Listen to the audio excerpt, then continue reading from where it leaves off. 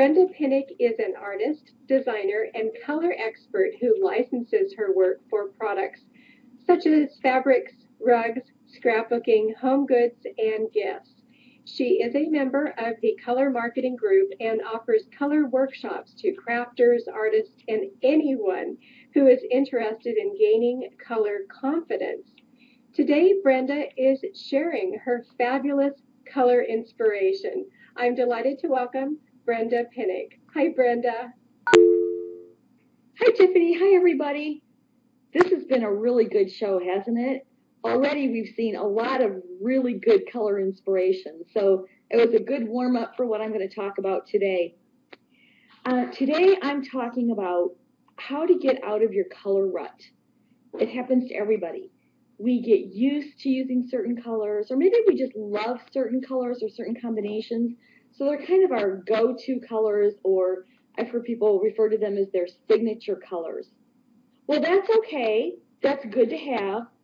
But I want to encourage you and entice you to move beyond that, to get out of what's normal for you and think about how you approach color from a more artistic and adventurous standpoint. What I want you to do, first off, if you have a pencil and a little scrap piece of paper, if you just grab that, we're going to do a little test here in a minute or two. But while you're looking for that, let me ask you, just imagine for a minute, go back in your early life. Oh, I'm going to set my timer. Sorry about that. I want to make sure I do this right today. Okay, start. There we go. I'm 1 minute behind. Go back into your childhood. Shut your eyes and imagine, where were you when what did it feel like? What were the circumstances when you sat down to color? And you look in that box. For me, I had a big cardboard box, and I had that for my children as well. In fact, some of my crayons came over into my children when they were young. But remember the possibilities, the feeling of, I could do anything. I don't have to do anything a certain way. Well, somewhere along the line as we grew up, that changed for us.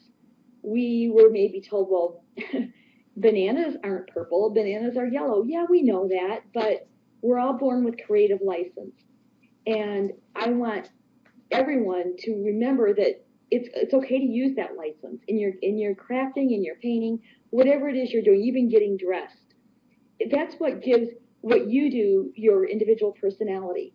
So you shut your eyes, you're remembering what that feeling, you can almost smell those crayons, can't you? I can. I can smell that wax in my memory. Okay, so let's move on to the test. I'm going to move my camera here in just a second. Hold on with me.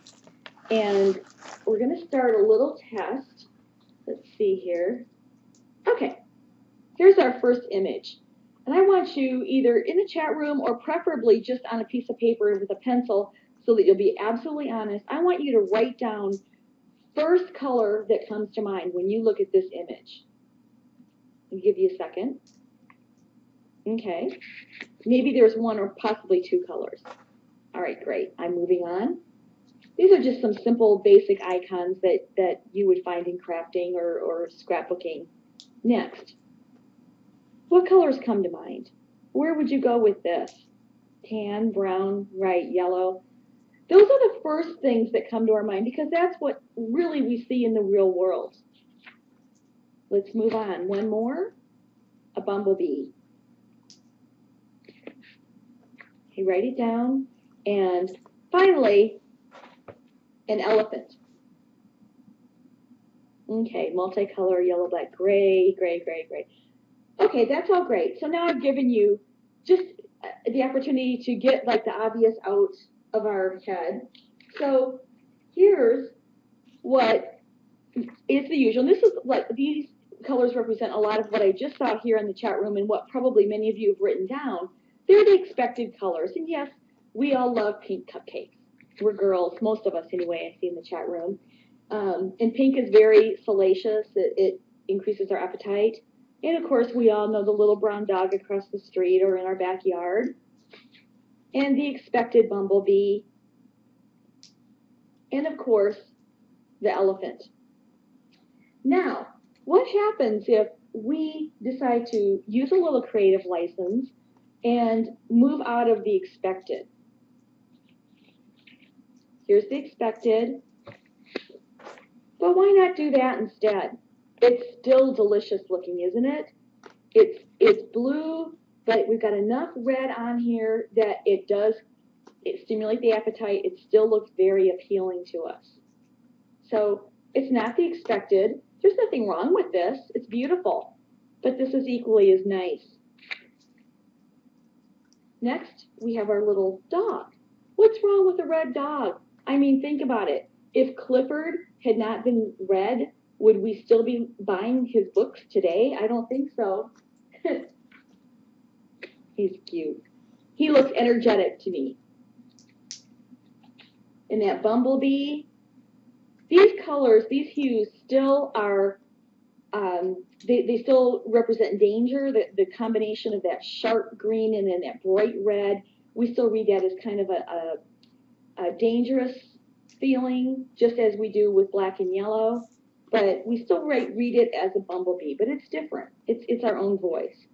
And then finally, here's our normal elephant. And then why not add a little bit of color to them and even move into a second hue as we bring in shadows.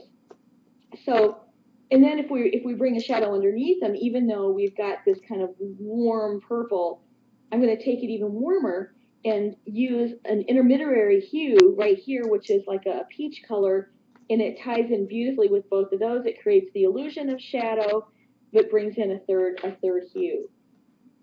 So this will get you going next time you stop to think about, like, whether it's crafting, whether it's drawing, painting, whatever it is, if you're using felt or making jewelry. Think about ways that you can move into the unexpected. Here's a third cupcake, and what I did here is, of course, I did this very quickly this morning. I did this in the computer just for speed's sake. But what I did is, you'll notice on these cupcakes, I kept the underneath hue. You can see, whoops, sorry. Let me move this over a little bit. Oops. Here and here. Okay, so we're seeing a little bit of this turquoise coming through, and I just shifted it in the computer. But this is a way that you can still use, if you really want to use the expected colors, the expected hues, but you want to pump that color up and make it pop or make it more interesting, is let a little bit of another color from underneath pop through. Let it show through. And I don't know if the camera is picking up this red here. I'm not seeing it on my screen, but I've got two reds. I've got a pinkish red and then a more of a coral hue that's popping up behind. So it's a way of bringing in additional colors to make it more vibrant and a little bit unexpected. And it enables you to give something your own voice. So it stands apart. It looks different. People will say, oh, this is really enticing to look at. So those are my images for today. And I want to show you a painting, just real quick. Last summer I went to Costa Rica, and I came home and was inspired to paint images from the rainforest, from my trip. And this is a painting normally I don't like to show works in progress. This is almost done, but it's funny because when I was getting ready to go to Costa Rica, I took my pastels with me. And so I went and I bought a whole bunch of new green pastels, and I ended up using hardly any green because, to me, the heat of the rainforest, because I was right on the edge of where it meets the water and it was so hot, all I could feel and all I could sense were these hot, hot colors.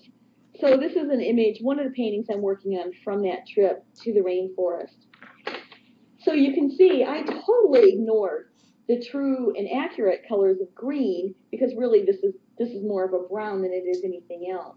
And I just made it my way. And it still reads rainforest, it still reads tropical, but it's unique and different, and it's my own voice. And it just felt right.